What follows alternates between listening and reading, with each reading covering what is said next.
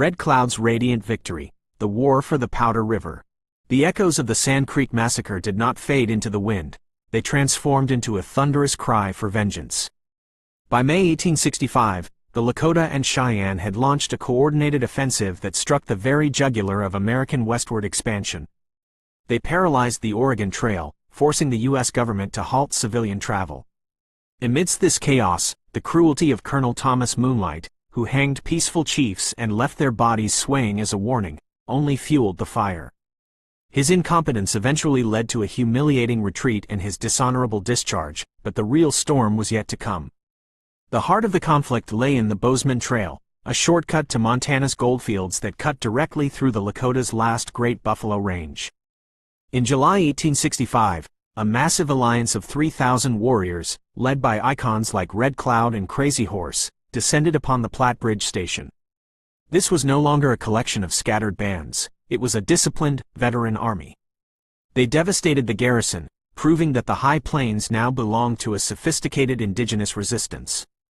In response, the U.S. launched the Powder River Expedition. It was a logistical disaster from the start.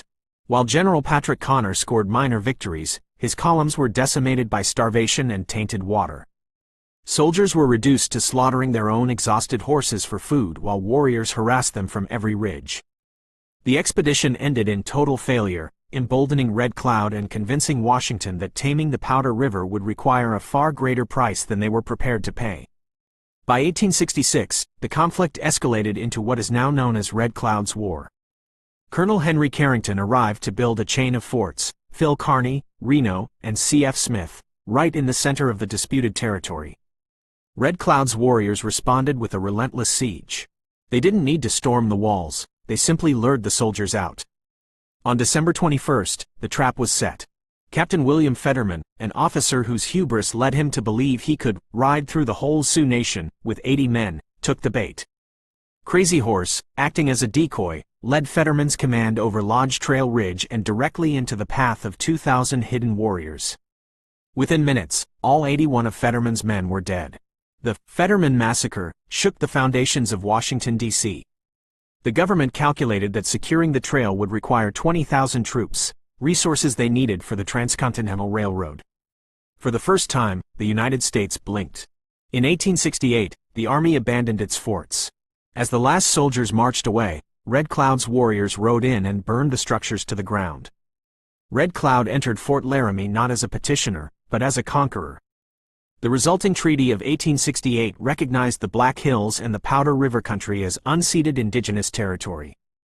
Red Cloud's victory remains a rare and radiant instance where an indigenous nation forced the United States to sue for peace on tribal terms. He spent the rest of his long life as a diplomat, navigating the halls of power in Washington to protect his people's land.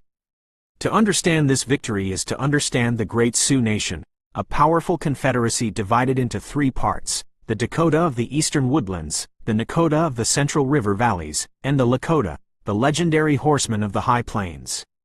Within the Lakota were 7 sub-tribes, including the Oglala, the band of Red Cloud and Crazy Horse. Together, they mastered the plains and offered the most sophisticated resistance the United States would ever face.